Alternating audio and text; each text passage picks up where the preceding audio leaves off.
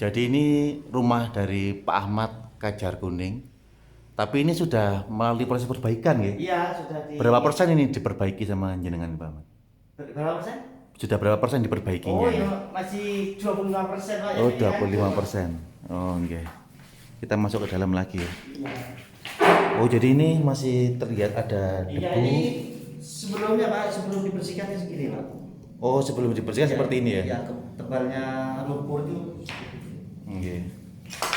Kita juga sudah dikasih asbes kemarin oke. sama teman-teman. Iya.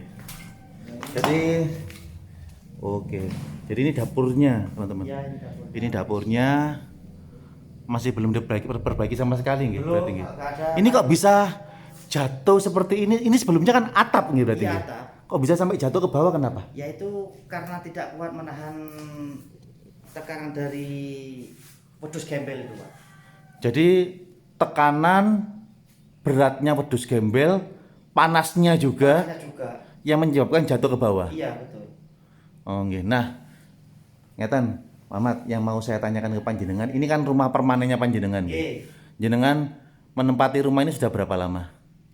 Ya, saya kelahiran di sini, Pak. Jadi Ke- dari kecil saya sudah di sini memang. Jadi mulai ke Sampai pada akhirnya saya bisa mengumpulkan sedikit sedikit lebihnya dari ekonomi, kita bisa bangun rumah. Nah, proses untuk membangun rumah jadi rumah tetap seperti ini berapa lama? Oh, sangat lama Pak, ini bangunan rumah tahun 2016 Pak ini Pak. Oh, 2016. Masih baru lah termasuk ini. Oh, termasuk masih baru tapi sudah hancur kayak gini. Iya. Nggih, nggih, nggih. Nah, Muhammad, ini terkait Huntara saya mau tanya-tanya ini. Iya. Nah, terkait Huntara ini jenengan masuk pendataan jadi daftar orang yang berhak menerima Huntara no mboten?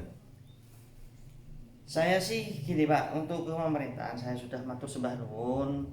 Kita sebagai korban erupsi Gunung Semeru sudah difasilitasi dan sudah disediakan Huntara. Tapi dengan adanya Huntara yang kita sudah bisa menilai itu terlalu dekat sama gunung, itu saya bukannya menolak Pak, tapi saya minta himbauan dari pemerintah minta jauh dari gunung. Itu saja Pak. Dan korban di sini Pak, Kajar Kuning khususnya itu bukan karena terdampak dari lahar dingin, tapi karena erupsi Pak. Jadi bukan dari darat tapi tekanan dari udara. Itu yang sering terjadinya di desa dusun kami, Kajar Kuning itu wedus gembelnya itu Pak. Jadi kalau masih saya itu mendekat sama gunung tetap saja memang Pak di mana-mana itu bencana itu memang ada. Tapi setidaknya kalau kita ikhtiar, kita minta jauh dari itu malah Sumber bahaya, bencana? mungkin kita terselamatkan gitu Pak. Oh, jadi maksudnya jenengan kayak gini. Mungkin jikalau sifatnya lahar dingin seperti korban bencana yang ada di Kampung Renteng, Ya. itu kan sifatnya aliran air, Aliran air. yang sudah ada jalannya. Iya. Nah, seperti itu. Iya, betul. Nah, sedangkan untuk daerah di sini nih, dampaknya itu adalah dari wedus gembel. Dari wedus gembel. Yang sifatnya itu angin, Iya, betul. yang bisa bergerak kanan, kiri, Iya. atas, bawah, kemana saja dia suka, kayak gitu ya. Betul. Padahal dengan jarak yang di sini sama relokasi Huntara itu padahal kurang lebih sama, malah lebih dekat sana ya. Iya, lebih dekat sana. Nah, lebih dekat. Itu yang dikhawatirkan oleh Warga sini. warga, sini, bukan dari aliran laharnya, tapi dari wedus gembelnya. Iya, kita trauma Pak. Gitu. Kita trauma waktu itu. Kalau memang orang yang jauh dari gak pernah terkena sentuhan musibah itu, ya memang kita mendukung harus mau direlokasi sana. Tapi kalau yang merasakan Pak itu sangat trauma. Kalau masih dekat sama gunung. Nggih. Gitu. Pak, saya lagi pertanyaan terakhir buat jenengan. Rela napa mboten kalau rumahnya jenengan niki diratakan dengan tanah? Tidak rela Pak, tidak rela Pak, tidak rela. Nah, sekarang kita bergerak menuju ke rumah terdampak lain, yaitu rumahnya Pak Latif ya. Jadi di rumah Pak Latif ini adalah satu dari ratusan orang. Betul nggih, ratusan orang Pak nggih? Ratusan orang Pak. Ada berapa rumah kira-kira Pak di daerah Kajar Kuning ini? 170 berapa gitu nah Pak? Padahal dusunnya ada Curakoboan, Kajar Kuning, itu aja nggih. Nggih. Kalau total ada berapa? Kalau sama Curakoban kurang tahu Pak. Soalnya itu udah beda kelurahan. Kurang lebih Kurang lebih ya mungkin ya sekitar 500 lebih lah 500-an rumah. rumah. Oke, monggo. Nggih, monggo. Jadi ini adalah bentuk puing-puing Nggih. yang sudah sempat dibersihkan padahal ya. Nggih, nggih. Alhamdulillah disimpan. Jadi depannya rumah ini seperti ini. Nah ini rumah. Ya. Rumahnya betul masih berdiri. Iya. Nggak tahu tapi kita lihat dalamnya ya. Dalamnya, monggo. Oke, kita lihat dalamnya. Jadi ini yang sudah sempat dibersihkan oleh warga. Nah ini kelihatan, oh kok masih berdiri rumahnya. Oh ya belum tahu sih sama dalamnya. Kita lihat. Nah ini dalamnya. Dalamnya. Nah ini dalamnya. Rata-rata atapnya hancur semua. Rata-rata atapnya hancur semua. Terus kemudian di dalam sini hampir semuanya debu juga masuk. Terus kemudian di dalam sini juga otomatis alat-alat elektronik tidak berfungsi semua sudah ya, rusak Pak ya. Habis kalau alat elektronik nggak bisa diselamatkan. Nah ini saya mau tanya Pak. Iya. Kalau dilihat dari dari kerugian material Nggih. kurang lebih jenengan sudah kehilangan uang berapa banyak dari kejadian ini? Kalau kejadian ini, kalau material kayak elektronik, ya semuanya lah, ya nggak tahu berapa ya istilahnya. Kurang lebih Pak? Kurang lebih ya 50 ke atas sudah Pak. 50 ke atas, Iya, soalnya, 50 juta ya. nah, barang-barang elektronik udah bisa kepakai semua. Kalau mau untuk benerkan ini jadi seperti semula gitu, kurang lebih 50 juta itu. Ya iyalah. Oke, 50 juta per rumah dikali 500 rumah, aduh, miliaran. Iya, soalnya ini hancur semua, Pak. Itu lagi. Hancur. Bukan di depan aja. Nah, itu hancur. Oh, gitu. Jadi ini masih tebel ya. Iya, iya, Pak. Debunya. Ini baru udah dibersihkan ini. Jadi Pak. ini masih tebel Iya. debunya. Nah, Ini otomatis ruangan per ruangan hampir semuanya semuanya hancur. debu. Iya. Banyak. Ini kalau saya hitung kelihatannya lebih deh Pak dari 50 Pak. Iya, Pak, makanya lebih. Gitu nah. Lebih dari Ini bisa kalau dibenarkan kembali seperti semula bisa habis sampai 100 jutaan kayak gitu. Ya itulah. Ya kayak gitu. Nggih. Awas licin. Nah, dari Pak, dari bantuan yang didapatkan sama panjenengan, nggih.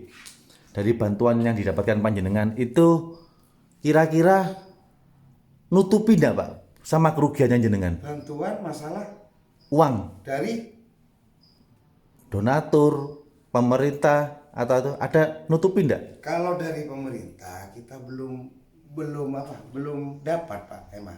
Belum. Iya, kalau misalnya dari donatur itu dapat 100.000. Kalau ada orang lewat kan kita adanya di pos kan. Nggih. Nah, itu ada yang ngasih 100.000. Ya kalau misalnya pas orang istilahnya ngasih ada yang 200. Kalau pas nggak ada ya nggak ada. Oh, jadi lebih ke arah cukup untuk kebutuhan sehari-hari saja. Iya, Nggih, nggih. kayak gitu aja. Nah, ini sekaligus mempertegas Iya. informasi dari teman-teman. Katanya rumah pengungsi itu dijadikan tempat untuk nimbun sembako. Nah, ini sampean tak ajak ke dalam sendiri. Nggih. Jadi di sini tidak ada timbunan sembako di sini tidak ada. Gimana mau nimbun? Atapnya udah hancur. Nah, jadi timbunan di sini juga tidak ada. Jadi saya datang ke sini juga tidak saya rencanakan, terus kemudian langsung datang saja ke rumah warga. Iya, barusan kenal juga. Jadi enggak, Pak, seperti apa kita kondisikan enggak. Jadi ini saya betul-betul kepingin tahu kondisi real di lapangan seperti apa. Iya, Pak, iya, Pak. Jadi memang tidak ada yang namanya timbun. Mungkin ada beberapa, tapi seperti yang saya kunjungi saat ini kondisinya masih miris sekali ya, dan tidak saya dapati satupun ada timbunan barang-barang sembako seperti itu. Rumahnya rusak, gimana mau nimbun, Pak? Enggak. Nah, ini Pak terkait hunian sementara ini, Huntara yang sudah mulai dalam proses pembangunan oleh warga. Jenengan sudah tahu mboten lokasinya, terus kemudian bentuk rumahnya, tahu? Belum. Belum? Belum. Oh, jadi sosialisasi bentuk rumah sama lokasinya belum tahu, nggih? Belum tahu. Tapi kalau tempatnya di mana gitu tahu ya? Tempatnya cuman dulu Pak, kita ke sana masih kebun cengkeh lah istilahnya.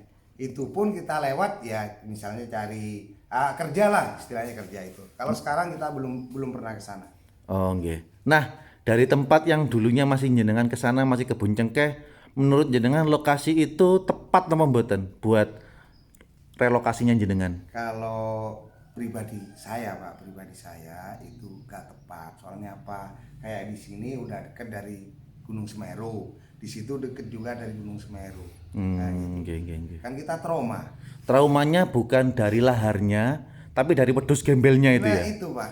Karena Kalau kan laharnya udah dari dulu Pak. Kalau laharnya kita masih kecil itu emang udah banyak. Tiap hari lahar udah kayak gitu. nggih. Tapi kalau wedhus gembelnya itu Pak, misalnya anginnya ke sana, ya habis juga di sana Pak. Sama-sama deketnya kan. Nggih. Jadi yang ditakutkan warga itu wedhus gembelnya Wedhus itu ya. gembelnya itu, Seperti wedhusnya dari atas. yang kenyataan seperti ini. Nah, Andaikan jenengan tidak cepat melarikan diri, nggih pastinya jadi korban jiwa juga. jadi korban Pak. Jikalau malam. Kalau malam ya habis semua, ketimbun rumah. Nah, itu tadi teman-teman. Jadi teman-teman di sini biar ngerti kondisinya seperti apa. Kenapa kok ada beberapa warga yang tidak setuju dengan lokasi relokasi yang ada di daerah Sumber Mujur itu karena lokasinya kurang lebih sama, malah di sana lebih dekat dari Gunung Semeru. Nah, Pak, ini jikalau Iya. setelah Huntara selesai semua, Ya. terus kemudian ini karena ada zona merah, terus kemudian mau diratakan sama tanah, setuju napa mboten, Pak? Yang betul setuju Pak. Bahkan kalau misalnya suruh memilih ini, kalau di sini diratakan sama di sana, mendingan milih di sini Pak kita. Kalau di sini apalagi sebelah sana, itu kan lebih hancur lagi. Nggih. Jadi ini adalah sebagian keluh kesah yang kita dapatkan dari warga yang ada di Dusun Kajar Kuning. Seperti apa perasaan mereka, kondisinya seperti apa. Jadi terlihat ya, rumah-rumah ini sudah mulai dicopoti semua. Meteran PLN-nya. Contohnya seperti ini, meteran PLN-nya kan awalnya ada di daerah sana itu. Nah, di ujung itu. Tapi sudah tidak ada, otomatis praktis daerah ini pada saat malam hari menjadi daerah yang mirip sebagai kampung mati. Jadi tidak ada kehidupan lagi seperti itu. Nah, semoga akan ada win and win solution terkait relokasi, karena beberapa responden yang kita ajak bicara barusan, mereka mengeluhkan lokasi atau relokasi khususnya di dusun-dusun Kajar Kuning ya, terkait lokasi relokasi Huntara yang jaraknya kurang lebih sama atau mungkin bahkan lebih dekat dari Gunung Semeru yang ada di daerah Sumber Mujur itu, karena yang mereka takutkan itu adalah wedhus gembelnya itu. Nah, wedhus gembelnya moga-moga akan mendapatkan solusi yang terbaik, dan bagi mereka rumah ini adalah merupakan kampung kelahirannya. Jangan sampai ada yang mengusiknya, merusaknya, seperti itu. Malah besar harapannya adalah dengan kondisi seperti ini ada banyak pihak yang membantu untuk merenovasi tempat mereka untuk menjadi seperti sedia kala. Seperti itu. Betul nggih Pak nggih? Betul. Nggih. Oke, demikian liputan kami di Dusun Kajar Kuning. Semoga ada banyak informasi yang didapatkan dan informasi ini bisa bermanfaat untuk banyak pihak.